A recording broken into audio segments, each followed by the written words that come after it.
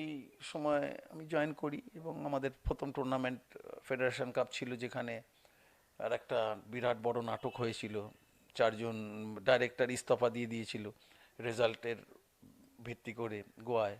তারপরে তো আবার এগুলো যেটা নাটককে নাটক বলতে হবে, এটা তো নাটককে তো আমি আর সিনেমা বলতে পারি না, যাত্রা বলতে পারি না, নাটকই মনে হয়। কারণ বড় মানে সেই সময় ইলেকশন ছিল, মোহনবাগানের ইলেকশন ইয়ার ছিল।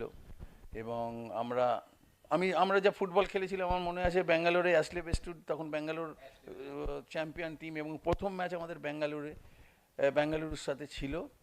এবং সাবিও মেরেরা, ডেরেক পেরেরা, আর্মান্ডো কোলাসো, গোয়ার যত কোচ ছিল তারা সব খেলা দেখছিলেন তিলক ময়দানে। মোহনবাগান যা ফুটবল খেলেছিল ভাবা যায় না, শুধু গোল ছাড়া সব কিছু করেছিল। তো আমাকে ওরা সবাই অ্যাপ্রিসিয়েট করেছিল। কিন্তু পরের ম্যাচ আমরা সালগাঁওকার কাছে 2-1 হেরে যাই এবং পুনের সাথে ড্র করে আউট হয়ে যাই। পরের ম্যাচ একটা ছিল এর সাথে লাজংয়ের সাথে, পরের লাস্ট ম্যাচ ছিল।